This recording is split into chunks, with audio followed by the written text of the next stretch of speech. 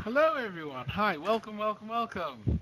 Hi, Hello. sorry for Hello. dragging you. It Hi, was me, Eddie. it was Eddie. Hi. Should we do a quick round of introductions and then we'll just get going? Andrew, we're probably going to start with you, partly because you're our guest speaker, but also because your name is at the top of the list. So it goes Andrea, then Becca, then David, then Eddie, then Gerard, then Jonathan. So if you could just give us like a quick summary or tell us a little bit about yourself, then everyone's got a chance to introduce themselves. Macaran, Yeah. just to know your microphone's off, and Philippe, you're on push to talk, so you'll have to press control. But Andrea, do you want to go first? Yes. Hi, everybody. Thanks for joining. My name's Andrea Kershaw. I am a designer by trade. I actually studied in psychology, but I became an organisational designer and service designer many years ago. So my interaction with the world is really about problem solving and using designs to solve problems, and that's what I'll be talking about today. And lovely to meet you all in your avatar ways. Sarah. Okay, superb. Thank you very much. Okay, so everyone's introduced. So, Leo, can we pass to you? So, the plan for today is we're going to a couple of new people, so we'll sort of let them bed in. So, we'll give them a little bit of time. And then what we'll do is we'll probably split into two groups. So people like Chris and people who've been here a lot, you guys can go and have a chat with Leo, and I'll get the new people to follow me around, and I'll show them round Cube for about 5 minutes, and then we'll kick into the session. So we'll start. We'll do a little bit of giving you guys a chance to talk, get to know each other, maybe around the cafe tables. I'll ask the newbies to follow me. I'll give them a quick guided tour. Leo will lead us through hopes and fears. Once we've understood what everyone wants from the session, then we'll pass over to Andrea. That's the plan. So, if you are on Cube for the first time, then can you look down the list on the right-hand side where it says people? And can you see that you run out of people after it goes sort of Tracy Breeze, then you run out of people, and then there are more people. But then it says ask someone to join you. Don't click that one. Go and face someone. Don't click that one. Go to and follow somebody. Click that one and choose my name. So click go to and follow someone if you're a newbie person. Okay, so now you should be on my shoulder. So if I move back, you'll move back. If I move forward, you'll move forward. First thing you need to do is take a selfie so that you can keep that for later. So the way you take a selfie is bottom left-hand corner, that bank of icons. There's one with a black camera, not the video camera, the other one, the black camera. Click on that, choose take selfie, take a selfie and put it on your desktop. And for the rest of us, I suggest we go to the coffee tables so we can do some networking quickly. Sure. So coffee tables. Okay, so I've got Philippe, Andrea, Macaron, and Becca. Once they're gone, we'll be able to talk and they won't hear us.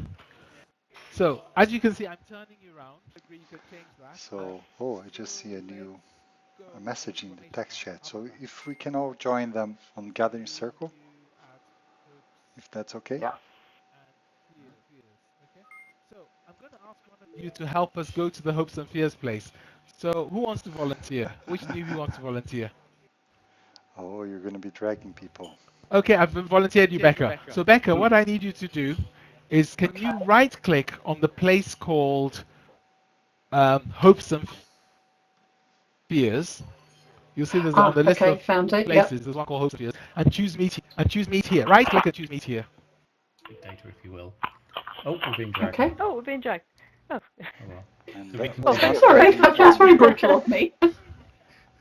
I blame Becca. She didn't flash the lights to warn you. Okay, so you're learning something about cube culture. Cube culture is very egalitarian. Everyone has powers to do everything. So, we've got a session with Andrea. We've got nice people and wonderful people to meet. We've got about an hour and a bit.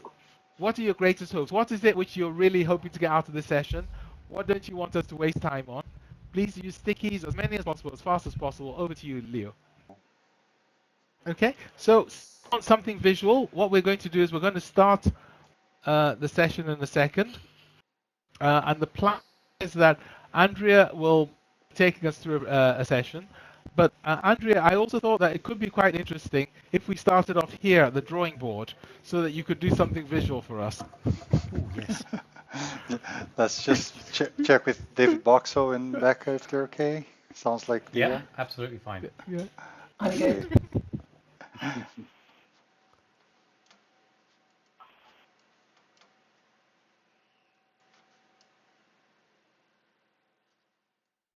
Yeah. Drawings are loud, but not all at the same time. I think we're high. This is not the team which we want for drawing. Come on, guys, let's get on with it. So let me do an introduction first. So if we go to the place called view presentation, we can make a start. That's okay. So click on the place called view presentation.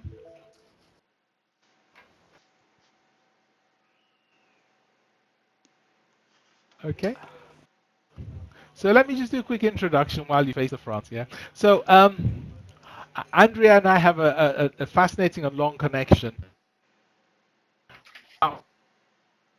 with, but also through the company she used to work with, which is called IDEO. I'd known people in IDEO for quite a while.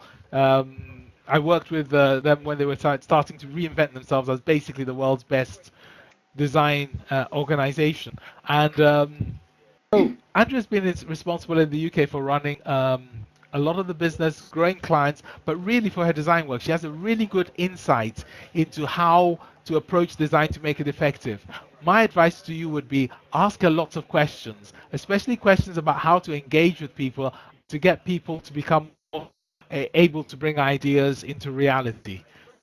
From some of the hopes, I also curious to learn a bit more about design. So hopefully I'll talk a bit about that and what a global mindset means really to a designer and the work that I kind of do.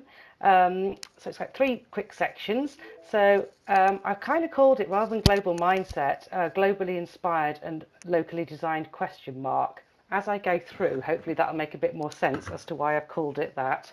So I crack on. So whatever Eddie says, in a nutshell, I use the tools of design to solve problems. I was a designer at IDEO for about 12 years, and to give a bit of context, the kinds of problems I solve for, because it's a little bit abstract. So just to share a few, if I have a look on the left-hand side, you'll see a busy service centre, and that was a piece of work actually that I worked on in Singapore.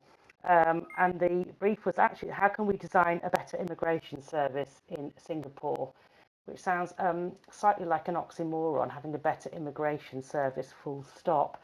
But actually, I'll come back to talk a little bit about that a bit later. So service design, that's a good example. The example on the right is actually in Qatar, and this was the Qatar government done a number of years ago now, before the troubles really kicked off. And this was actually the government looking at how they could support entrepreneurs. What services could they provide for entrepreneurs, and how do they interact with government? So we built a whole piece around that for Qatar Development Bank. And if you also see below it, there's also a piece on values. We did a big piece on culture. And in essence, what we were saying is actually, if you want to connect and empathize with entrepreneurs, you need to kind of stop acting like civil servants and start acting more like entrepreneurs yourself. So it became quite a big organizational change piece as well. So designing for the customer, but also designing for staff to align both. So the last example I wanted to share, just to spread, this was actually a London piece. Really, the reason I'm sharing some of this is because the breadth of the problems that I kind of solve, but also you'll get the idea that actually they're problems that I've worked all around the world on, and many more. So through this and for years, I consider myself a globally minded person, but really about how does being globally minded, how does it actually help in what I do specifically? And then we'll come on to for you guys to think about how does it help in what you do.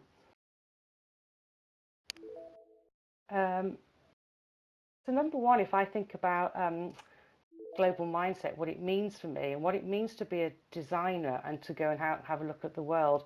Actually, for me, I go out into the world and look for design inspiration. So work on many different challenges, and it's very hard to imagine that a challenge in one place, in one organisation, hasn't been approached similarly in another part of the world by another organisation. So I tend to look at it as design inspiration. To give you an example, this was actually in Singapore again. This was an old shopping centre called the Funan Mall, and it was the oldest mall in Singapore, and it wasn't well visited, and they wanted to reimagine the future of a shopping mall. And how do you do that in a crowded marketplace? So we spent an awful lot of time with Singaporeans actually understanding what it meant for them, that mall and the retail experience. And kind of resoundingly it came out is we're really sick of retail in Singapore. We can't move for it. We've got too much. And actually, another thing was it's really, really hot in Singapore. You can't really be out and about. How can we think about it as a creative space? So from the needs that we heard locally, then we started to go global and start to reimagine what the mall might be. So we were looking for what would a great learning experience be like in there. So we went to Hyper Island in the UK. We went and started looking at interesting startup spaces. We started looking at places to play. Like Kidzania.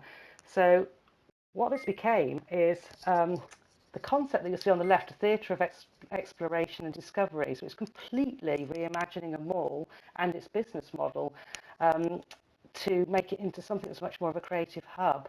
And actually the global inspiration gave some assurance to the management team at Capital Malls that it could be done and there was actually a business model in it. So 2 years later, the Funan went live and it is now live and opened, and it's now described as an experiential playground for the senses, which I love. So that's the first thing for me about global mindset. It's design inspiration, very specifically. It's quite purposeful for me when I'm going out into the world, what I'm looking for and why. Second area, I worked for, I'm sure Eddie mentioned that I worked for a global design firm for quite a number of years.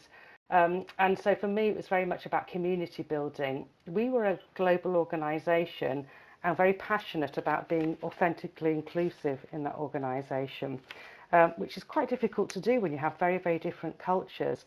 I was part of the project. In 2012, we decided for the first time to put down on paper what our culture was like and what our values were as an organisation, the Little Book of IDEO.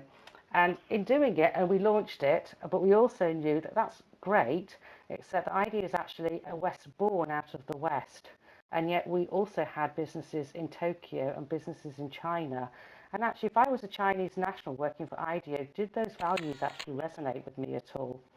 So we actually undertook quite a big research project and a process of transcreation to actually make meaning for Chinese, to enable the Chinese nationals to make meaning themselves of the culture of IDEO so they could feel part of the global community. So that was a great piece to do, and conscious of thinking about colleagues no matter where they were in IDEO. And of course, I spent 4 years in Singapore as well, that we felt part of the global community of IDEO. So when Eddie had asked me to think about can you do something on global mindset, I started to take it back and thinking, well, what's the meaning of it for me? Because I also went onto Google and had a look about what does it say about global mindset. I'm not asking you to read any of these, but you'll get a sense that there's 1,000 different versions of what global mindset and why it's important.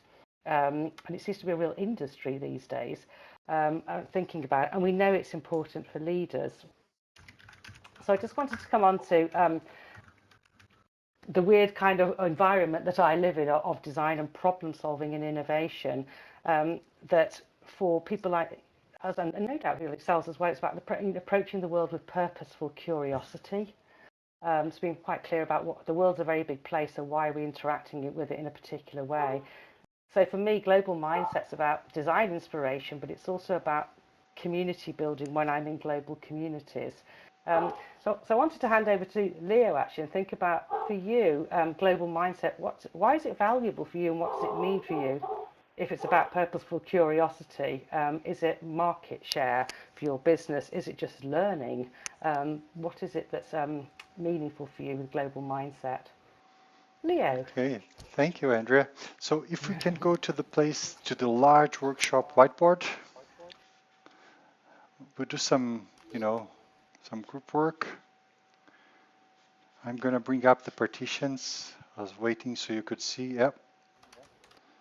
Now I'm bringing up some partitions so we can work in parallel. I'm going to suggest first names, A to H. If you click on the sign on A to H, I to P, and Q to Z. So Eddie, if you could join the first one, A to H. DW, if you could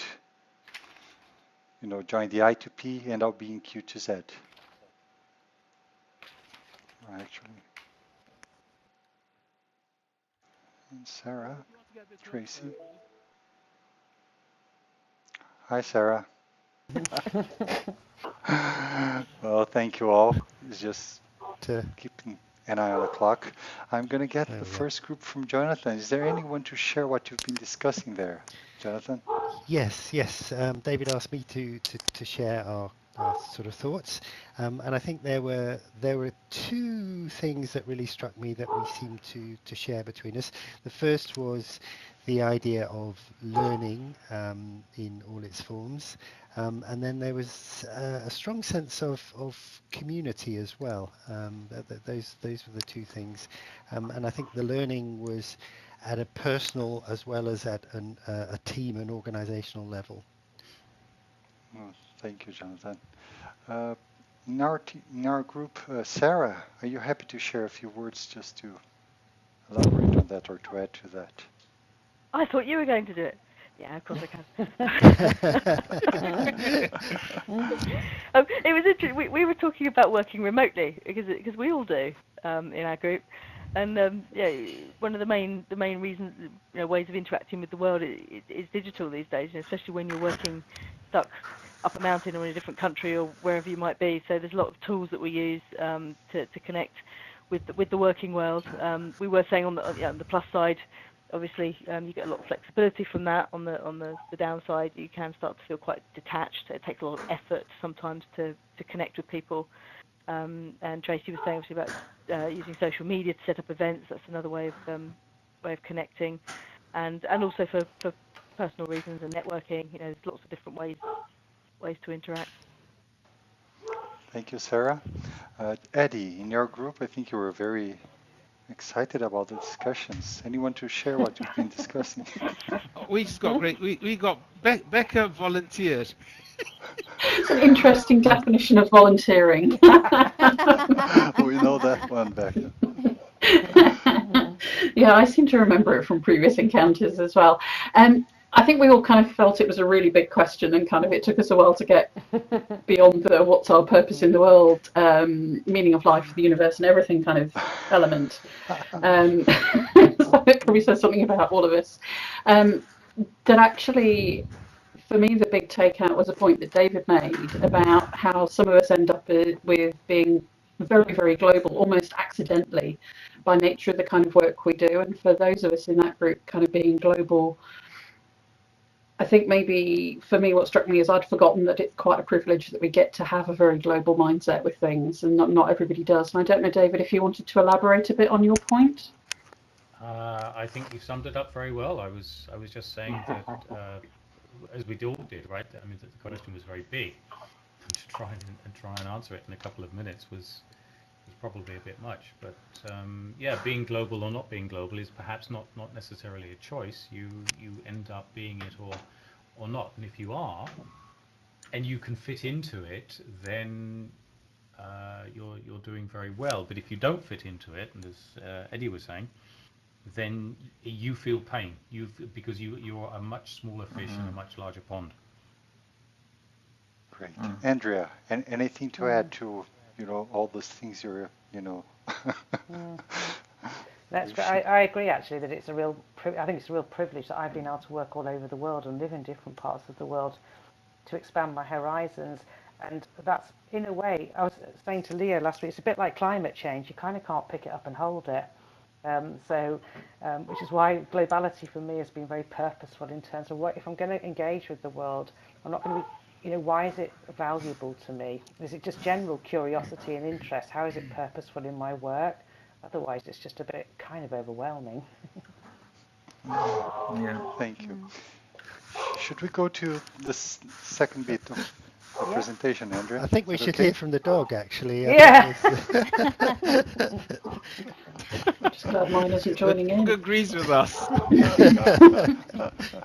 So if we can all go back to view presentation. Andrea's already in the presenter spot, so she's ready for the next bit. So the first bit I talked about kind of curiosity in the world and sort of as a reference point, how it helps me in my kind of work. work. And then I wanted to kind of take it a step further, which is what we do in the kind of work as a designer, which is, what does radical curiosity look like, and why is that valuable? I feel, I don't know, so an observation that I've had, that when I talk to people that work in banks and they think of globality, they look at other banks. When I think of retailers, they look at other retailers. When I work with healthcare professionals, they mostly look at other healthcare. And telcos, you get the idea. And it feels like there's some really missed tricks. It's like in my job, this is the kind of industry I am, therefore I'm going to look at my counterparts in the same industry. Which feels like a really missed opportunity. And it certainly is if you're in the business of innovation. I have a slight bugbear on a very personal level about benchmarking being the death knell of innovation. So when I think about it, is that it can inspire incremental change, but it's hard when everybody's trying to benchmark the hell out of each other. But where does like genuine novel creativity come from in that kind of arena? So I don't know whether I'm chuffed that I put this in or slightly terrified, given that we've got a surgeon in here, Chris. This is just a quick example of when we think about radical curiosity, what are we thinking about with like problem solving? Very quick example here. This is a US healthcare, US private healthcare. And the question was, and it's a serious question, which is how can we reduce the risk of loss of life in emergency situations? And that's what they kind of came to a design for, which is a very curious question to come to a design firm with, first of all. So they had tried to do process efficiency, but were still concerned about the essentially the death rates of what they thought were beyond what should have been. And so we really got sort of radical with them and thinking, well, who else? There's not many people that are in the same situation as you, ever. So who else operates in such a pressurized environment, which are life and death environments? And so we ended up taking a whole team of surgeons to NASCAR for a day. And we were watching them in the pit stop, and we were allowed privileged access to the just by the team, and we were saying, these guys, this is about, everything is about timing. It's down to the absolute second to get the driver out, but it's also dangerous as well. There is an issue, the driver could die if the wheels aren't on correctly. The brilliant thing about that is the surgeons had kind of never thought about it. They felt quite alone, but actually they did end up taking two things from it. One thing was about how they organised all the equipment, and and the other thing was team roles and the point person of the role, that the driver never goes without the 1 point person. He ignores everybody else that's in the team. It's just going on around him. And so that started to get them to think about different ways in which they could interact with the families of those people in emergency situations to keep the process as clean as possible between worried relatives and actually the work that needed to get done. So that's kind of it's just an example of, I'm sure it's not even an issue, Chris, in the UK at all. I emphasise it was an American challenge. Same issues. Yeah, and so, and great, so NASCAR, vice versa, right? Pretty extreme example. Another one I wanted to share with you, so I mentioned the Singapore government, so it's about the immigration, it was about the face-to-face immigration experience when you're coming into Singapore. This was really interesting because you're working with a government immigration department who are trying to improve the customer experience of those landing in Singapore to come and work. And so I set them a challenge, and the challenge was, we're going to work with you to produce a face-to-face service centre that's better than anything in Singapore of any of the private sector customer service centres. And they were that's never going to happen. Government never does as well as the private sector. So actually, governments often think, and civil servants, that nobody's like us as an organisation. But if you think about a government in my world, it's a service organisation. I pay taxes to the UK government to receive government services. It's a service organisation. So we ended up taking a whole bunch of civil servants to private healthcare, where they have exceptional service. It could be airlines. It could be 5-star hotels. anywhere that was really actually in the business of service and delivering really excellent service. And we used that in a way that they had never gone out and looked in these places before to think about how they might come back and build a service centre for immigration. But here's the amazing thing that happened out of that. So the challenge was, how might we delight those coming to Singapore to work? When that centre was rebuilt, it had a 96% customer satisfaction. 95% of people were served within 15 minutes. This is an immigration service. They saved 2 million Singapore dollars a year, which is about £1 million. Can't go, I won't bore you with the details now how we did it, but actually it wasn't about adding loads more cost into it. In fact, it actually reduced the cost of the OPEX by redesigning it. But the most amazing thing that blew them apart is in the first 12 months, they had visits from 80 other organisations in Singapore, most of which were private sector, because they'd heard all about this amazing experience in Singapore. So that was, and they wouldn't have got there, I don't believe, had they not got radically curious, rather than just benchmarking themselves about immigration services in other countries. So really, I was thinking about, when I think about global mindset, I'm quite focused and purposeful about what I'm going to look for. But then I take myself broader and think about how radical curiosity can inspire some radical solutions. Some of you, I noticed that a number of you are coaches, so it might be a slightly tricky question. But other situations, I suppose, with coaching, you're helping people. What situation are analogous to yours, and where are they, and what might you set out to learn? So I'm going to hand over to Leo. Okay, Andrea, just a reminder, we've encouraged people to include their thoughts and questions during the session in the group text chat. It's the chat that's been popping up probably on the left-hand side of your screen. So if you could keep a look at it, check if there's anything you want to add, we'll do after the spin. So now we can go to the large workshop whiteboard to do again.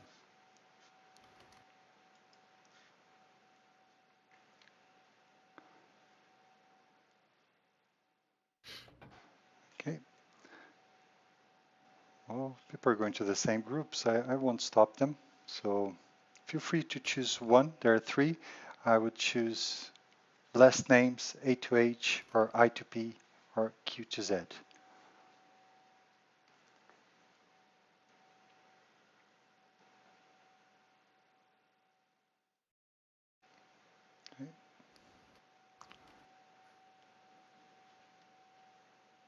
We've got Gerard, we've got David. Becca, perhaps you want to join the right-hand side, P to T here. I think Becca doesn't know how to get to us. I'm going to tell her. We've seen the lights flashing. If we can go into checks that. Okay. Okay. Oh, Nice. Somebody dragged. That's fine. Instead of Okay. one from each group, we will do a quick spin before we pass it over to Andrea. I'm keeping an eye on the clock. Quick spin starting from the bottom, from Sarah. Any comments, ahas, anything worth sharing? Yeah, just going outside the industry. Taking a different standpoint is a really good way to come up with inspiration and new ways of approaching things. Okay, thank you. Chris? we were just talking about my experience in surgery, and that we've been building on the safety issues and situational awareness that comes from the airline industry, and copying many of them, their things that they've done already, and I think we've learned from each other. Nice. Philip? You're in push to talk, Philip. Welcome, Marco. I noticed you joined us. Yes, I'm sorry. That's I fine. had problem with the Welcome network. to our new version, and welcome. Yeah, good. Always good to Thank see you. Sorry, the Thank button you. wasn't working. Okay, Philippe. Yeah, I was saying about looking into different industry, and now they were dealing with motivating people, as well as I'm looking a lot into complexity thinking, which is interesting in how to operate in a complex work and make sense of a complex world. So. Okay, thank you, Mac. Yep. My view for inspiration is getting into different sorts of movies and using those analogies for coaching. Cool. Cool. Very, very nice. Jonathan? Yeah, I was really looking at different kind of projects. We had a presentation recently on the Cumbria infrastructure reconstruction project, and I encourage any of you to look it up. It was the team that went into Cumbria after Storm Desmond, and Cumbria had 16 inches of water, the equivalent of 16 inches of water across the whole of Cumbria from Storm Desmond, and basically all of their bridges and all of their infrastructure just collapsed. And the team that went in were able to achieve amazing things, and it was really an example of a project where focusing on a shared goal that everybody had and a burning need allowed them to kind of rewrite the rules of major projects. It's extraordinary. Cool. Wow. Thank you. Jirha? Yes, I mentioned my situation, my current situation in searching a job, and I have recruiters very conservative about moving people from one sector to another, so we got that. Yeah. Eddie?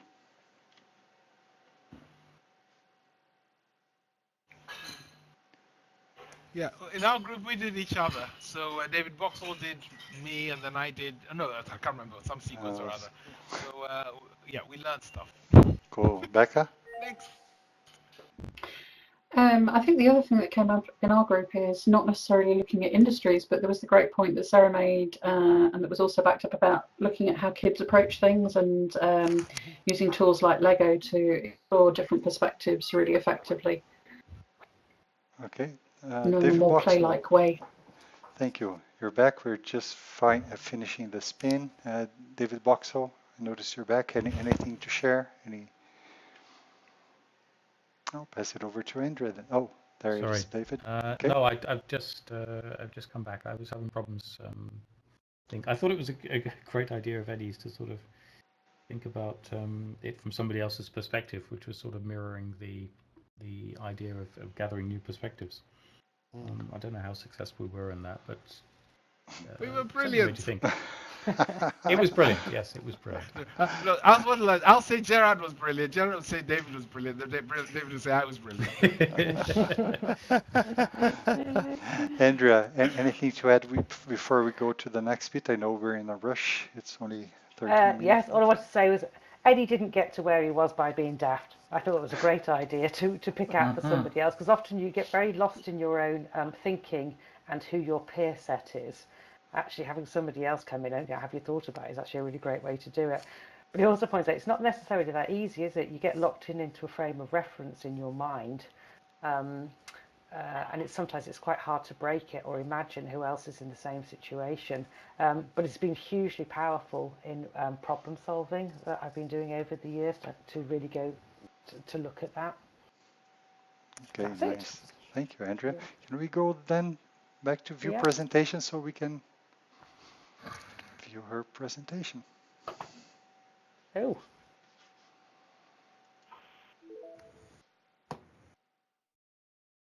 Cool, I'm conscious of time, so I shall whiz through this. The last section I wanted to talk about was this idea about globally, which comes back to the initial, globally inspired, locally designed, because I've spent much of my life working for global organisations, and of course the most effective thing to do is to find a solution that you can then extend globally. That's great. So if you're in the digital business, how can we build it over here, but actually it goes across a whole global organisation? So I want to actually share a story about the pitfalls of that, but how it can work as well. So as a designer, I might go out and get globally inspired, and then I'm thinking, okay, I got that piece of inspiration from Dubai. Is it interesting for the UK or is it not? Often in my work, I've heard the same presumptions over and over again. So that idea just won't work here. Yes, it works here. So let's just roll it out globally. These could be wrong or right, these ideas, but the world's just kind of big and people lose sight of specific context and human scale. I just want to tell you a story about some work that actually IDEO was involved in, a story about how Lloyds Bank, and I put in inverted commas, got inspired by the Bank of America, i.e. copied. the Bank of America flagrantly and got their just comeuppance. So Bank of America came to IDEA a number of years ago, big retail bank like Lloyds is over in the UK, and the brief that they gave us was develop a new path for revenue growth by tailoring products and services for boomer women with kids. Frankly, a pretty horrible brief. So what we're doing, okay, they're young mums with kids, let's understand them and money. Part of the research, so actually what do you go and do? Well, you go and understand, and you go and hang out with these mums. IDEA has many kind of ways that it goes about doing it. One's called a wine and dine, which is WHINE, and dine. Well, basically, we get a load of mums together, feed them full of pizza and a load of wine, and talk to them about money. Amazing what comes out of it. One of the insights that came out of it is this idea about how emotional saving is versus the functional. So many of these mums around the table only had a couple of $100 in their savings, but that wasn't the point. The point was the emotional comfort blanking of that small amount of money was completely disaggregated. It wasn't a correlation really. So that was kind of interesting. Another piece that as part of the research, it wasn't just about whining and dining. Actually, it was watching people and how they dealt with money in the home, how bills got paid, how money moved around the family. And one of the other insights was, which is US and very un-UK, noticed that over and over again, people in the US, or the people that we were researching, rounded up their bills. So they rounded up whether it was an energy bill, whether it was a telco bill, whether it was a tax bill. So this one here you'll see is $27.40, rounded it up to 30, and they got this emotional sense out of it that, okay, then now the energy company owes me. Okay, that's curious if you're a Brit. So they kind of ran with it. Number of insights. So you're saying they paid more than they said on the bill? Yeah, consistently. And it was quite an emotional thing of, now that company owes me, the tax man, the telco, which, so Eddie, as a Brit, you're as shocked as I am, and nobody does that. So roll forward, many ideas were developed in terms of what Bank of America could do to attract these mums. One of the ideas was really simple. Go into a store, buy a cup of coffee for $1.50, pay for it with your Keep the Change card. Bank of America rounds it up to $2. Up to $250, they match it. Really simple.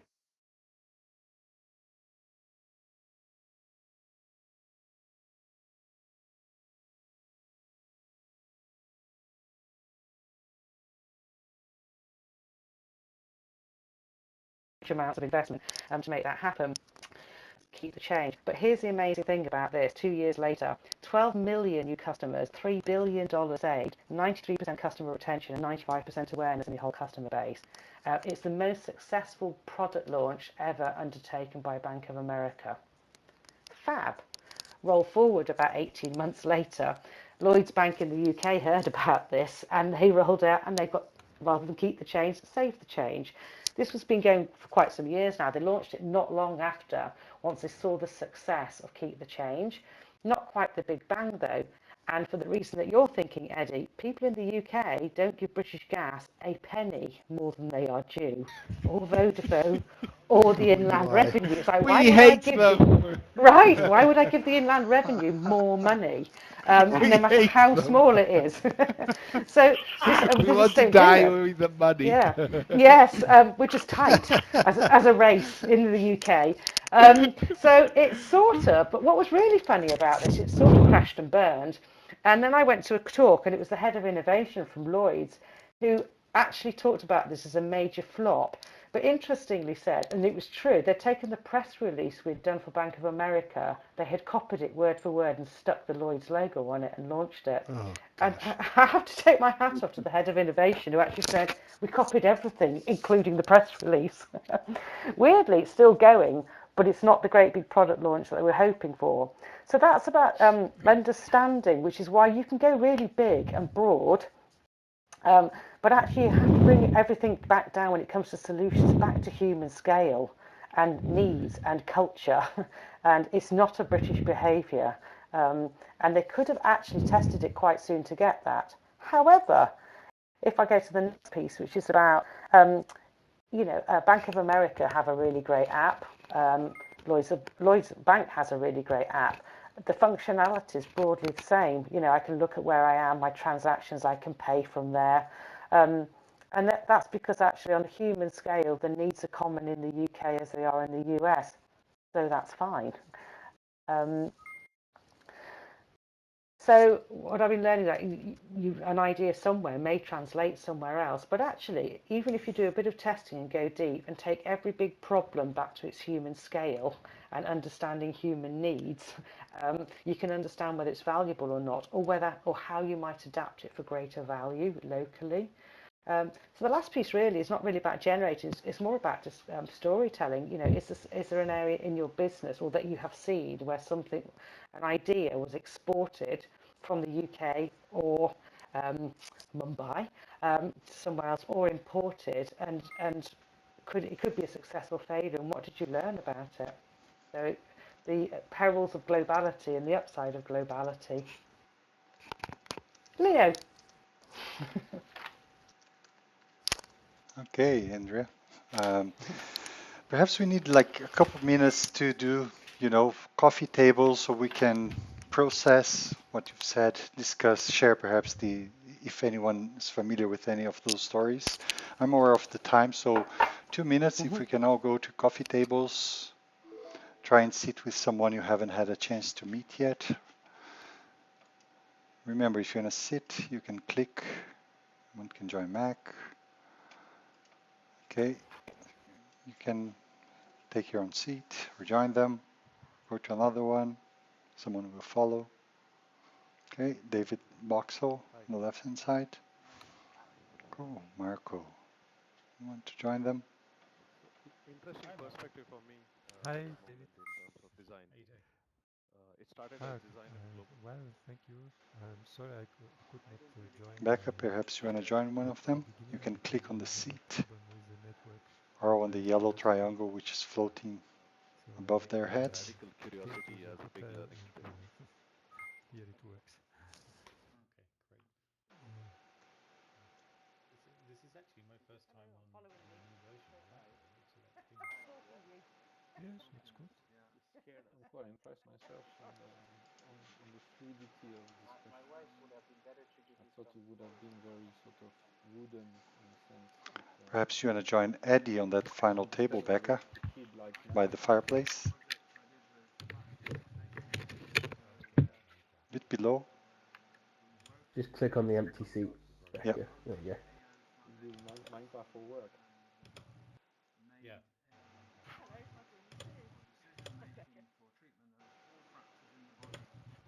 Yeah,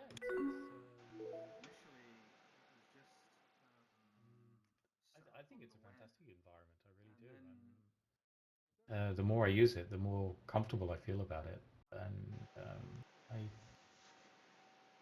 I can't see why this doesn't take off. I mean, it should do. Everybody should be on QUBE, as far as I can, Yes. as far as I can see. If you can just get You over the need learning some curve, the learning curve is a bit. substantial facilitation techniques, right, to be able to make good use of it.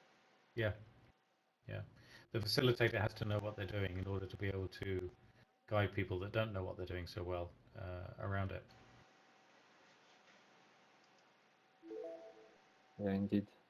I mean, But it's I not mean, difficult. once you do that, it's fantastic to difficult. get It's people in the enjoyable, room. actually. Right now we have people from 4 different locations, don't we? Where are you today, David? In Germany. Okay, Mark was in Switzerland, I'm assuming. In Switzerland, yes. I heard Philippe, you're in the UK today. Is that it? Or are That's you in correct. France? Yep. Okay, and I'm in Portugal. And you're in Brazil, right, Leo? Yes, and I have a session in Australia this evening, so think about it. Oh. It's crazy.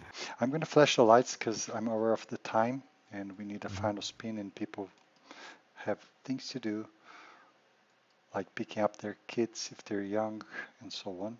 So, Hey, surgery, Yeah. I'm really sorry for dragging everybody here. I'm pretty sure we Just all had getting lots into it. to We just share. started a Just getting into conversation. it. Oh, you can. The good news is we can all stay longer. You know, it's just that I Yes. know that some people, including Andrea, they have other things to do, and Yes. we It's really weird need a being final dragged around. spin. I Perhaps we feel could. like my dog being taken by the collar. So perhaps we could start with a round of applause for Andrea. This has been excellent. If you're very happy, you can also jump. You know, press spacebar. Oh yeah, we can jump. Oh, might hit my head on the ceiling. Okay, and let's do a final spin. One key learning by each, and you know, starting from Sarah again, going up the list. So Sarah, I won't have to call names. Yep, go ahead. Reminding me how to go and get inspired and to go out and look for different ways of doing things. Wow. Chris? We're all global. Yeah. Philippe? And push to talk. Well, Yeah, I'm very impressed by the fluidity of how it works and how you can have actually a human conversation and humanity, I mean, human feelings and so on coming out of it. Very good. Thank you. Marco? Yes, I was in a place where I hadn't tested QUBE, so I came late because there were problems with the connection and firewall problems of the university where I was in that moment. So I'm sorry for coming late. Did you enjoy it, Marco? The bit you watched, you were in. Yes, I always enjoy very much, and so sorry that I couldn't be with you the whole time. Nice. High speed. Mac? Yeah. So Thank you, Andrea, for the nice talk. Cube, I think this is a wonderful experience of innovation and global mindset in this room right now, looking at different avatars and from different parts of the world. And the one thing I'm taking today is radical curiosity. I just got hooked onto that word. Thank you. Great. Good. So use. A bit of radical Yeah. curiosity is great. It's more fun. Yeah. Josh, Thank you. you're capturing stuff in the group text chat. Anything to share with us? Just to say thank you again to Andrea for a really interesting talk. Yeah. Very well done. Fun, guys. I mastered QUBE. And it's not because it's not really well designed, it's because I'm that useless. Gerard? Yes, I'm always fascinated by the realism of this kind of meeting, and also because you meet people that are fundamentally global and creative. Thank you, Gerard. Eddie? Yeah, so first thing is, can everyone take a selfie and tweet it, please? So take a selfie, stick it on your desktop. If you do that now, then you'll be tempted to tweet it later. So the camera is in the bottom left. It's next to the sort of red library symbol. So it's the fixed camera, not the recording camera. And has everyone managed? If you haven't shout, you found the camera, click on it, choose selfie, click on that. Cool. And then I just want to say a big thank you to Andrea. I mean, it's fantastic. Thanks, Andrea. Last time you led the session was brilliant, and we've had another brilliant session for you. And I hope we're going to do more stuff together in the future. That's my plan, anyway. So do I. Eddie, I haven't actually As long seen as you you for don't go and about hide, 20 I will drag you in. I love this virtual world, but I haven't actually seen you for about 20 years. I look exactly the same. I'm still tall and handsome. No But change. you know, yeah, I don't. I'm fairly old and knackered now. David? I just wanted to thank Andrea and Eddie and everybody else for participating. It's been a very good session. I've enjoyed it very much, and I especially like the idea of commenting for other people. I thought that was great. DW, I'm aware of your sore throat. Any final words? Thanks, Leo. I'm.